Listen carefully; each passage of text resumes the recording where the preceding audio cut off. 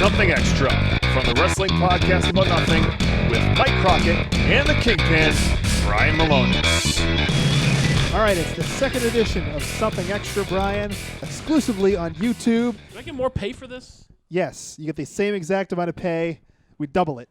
Wow. Yes, exactly. Right. What you're already making, we double that. And Wow. there you go. Well, this segment is definitely worth it then. Yes, definitely. And you guys voted for what we're talking about on Twitter. Make sure you go every week to our Twitter at the WPAN and vote on what we talk about the following week. And you voted, and it was a tie, Brian. Two things. We got two subjects to talk about this week. Wait a minute. I think I should get triple pay for this then. Oh, my goodness. We're going to talk about our favorite WWE gimmicks, and we're going to talk about William Regal's recent surprise visit to Chaotic Wrestling. And so let's start with William Regal coming to Chaotic Wrestling. This is something that was very hush-hush, and he just appeared out of nowhere in Woburn this past Friday night, actually 2 Friday nights ago.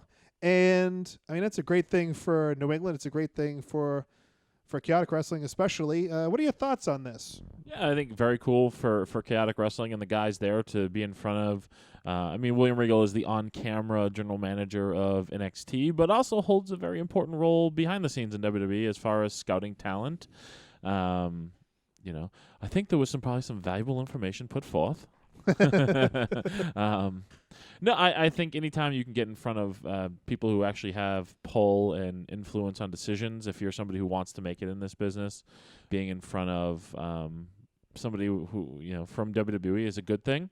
And to get the you don't always, being a guy in this business, you don't always get the feedback necessary to further your career. Sometimes there's some glad-handing involved. Sometimes guys don't want to ruffle your feathers. And there was a lot of that back in the day when you went to WWE TV. Yeah, and now, get put in front of a guy who could help steer you in the right direction if that's the direction you want to go with your career to WWE. I think is a wonderful thing. I think it's a wonderful thing to put I saw it on PW Insider and all sorts of sites. So obviously it puts more eyeballs on Chaotic Wrestling. So from their standpoint too, as a promotion, I think that is a great thing. And overall for New England wrestling, I think it's a great thing to have that sort of influence in the area. And as we mentioned, we're no longer in the inner circle of Chaotic Wrestling. Neither of us were at the show. I mean, we were just kind of relaying the information here and giving our opinion on it. But yeah, it's definitely something great for Chaotic Wrestling, great for New England wrestling. I mean, great for our friend Brian in the New England Pro Wrestling Academy, because they had the next day, a camp, yes. Regal had a seminar there and talked to the guys and gave them a lot of good information on what they need to do. So, I mean, for the fans' benefit, hopefully those guys take what was given to them and use it to improve themselves, and it improves the product as a whole in New England. Yes, and also Biff Busick, our old friend, Oni Lorcan. I was like, do you mean Oni Lorcan? I saw Yes. Oni Lorcan was on the... He made an appearance on the show as well, and I guess I listened to the New Age Insiders podcast this past week. Make sure you check that out. Ray Rowe was on there also and spoke to the guys over there at New Age Insiders. They were around those guys. I guess they were recording something with Biff to further his character, his Boston-based character. Yeah, Oni it was Lorcan. great. It was great to see Biff connect with him, and then see that he was also on the show. So again, that's also for Chaotic. Kind of give you an idea from a booking standpoint of that sort of thing, and kind of people like, well, why don't you advertise that sort of thing? Well, sometimes you're not able to advertise things, Right. but then other times you do want to do things to create an atmosphere of literally anything can happen, so you can't miss a show. So for Chaotic Wrestling, they created a situation for themselves there where it's like, oh, damn it, I better go to Chaotic Wrestling because I don't know what I'm gonna miss if I'm not there. Right, and that was coming like a week, maybe a week or two after their biggest show ever. So I challenge whether that was their biggest show ever. By the way, they had a show with the reigning and defending WWE World Heavyweight Champion at one point, and it's with a certain guy in the main event. But that's not even because of me. That is like take out that I or you were a part of that show.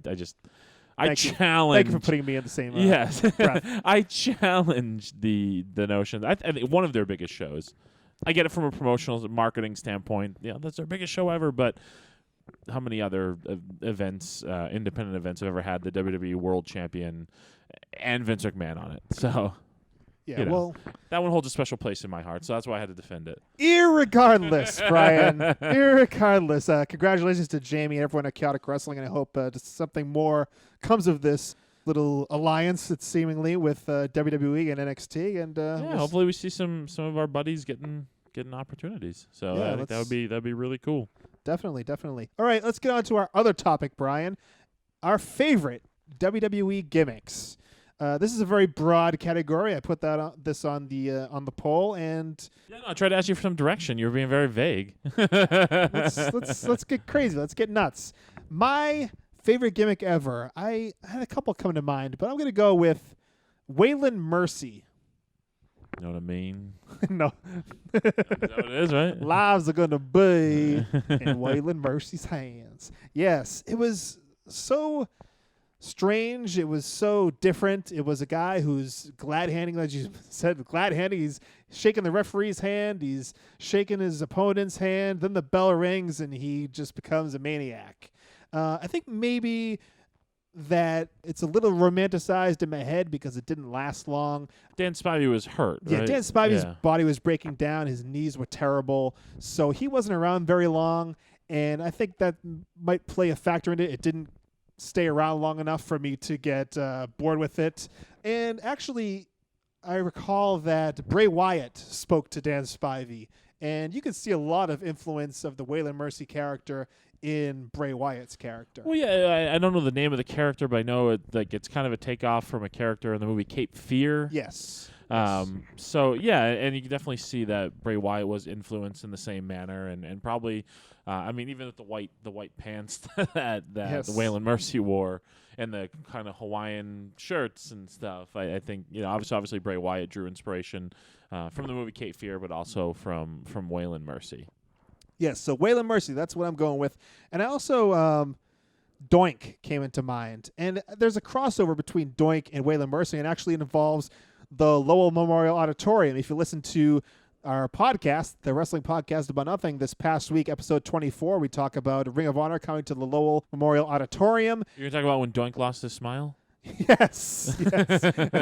Quite literally, because it was a match with Waylon Mercy versus Doink the Clown, and Waylon Mercy was beating on Doink the Clown, and the fans in Lowell were chanting, "Kill the clown, kill the clown." And that was basically the end of Doink's reign in the World Wrestling Federation. And what the Doink I'm talking about really, though, is the original Doink, the Matt Bourne evil clown Doink. So I have a theory on this, and I've never seen it anywhere else or anything alluding to it about Doink the Clown. Yes. So I like the thing of an evil clown is actually a pretty ingenious type of character.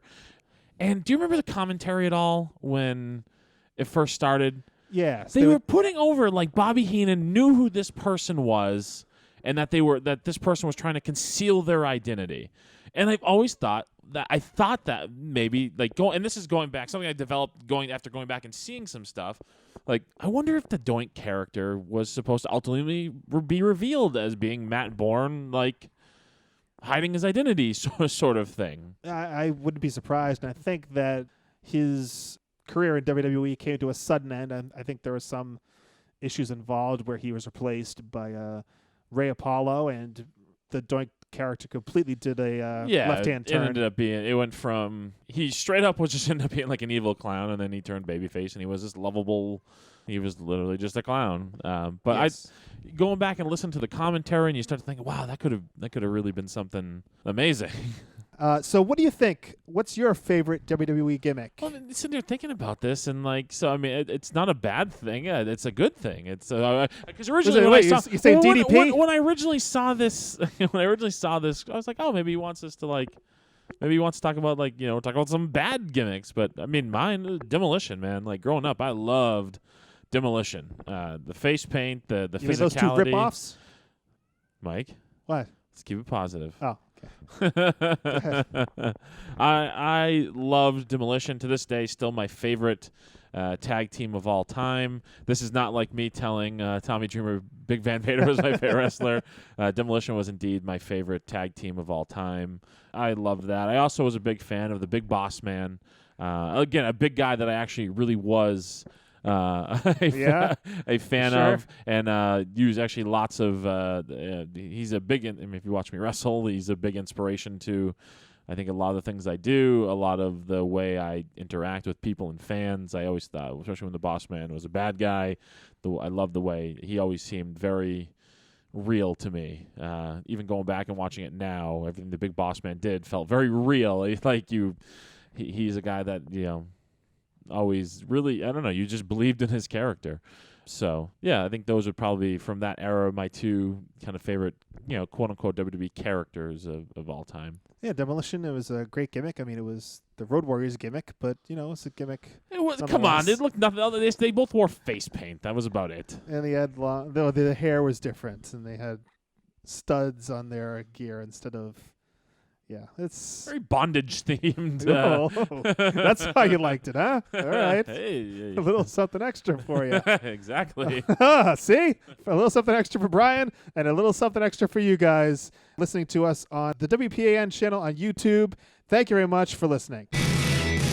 For more wrestling podcast about nothing, search for us wherever you get your podcasts or find all the episodes at bdaradio.com.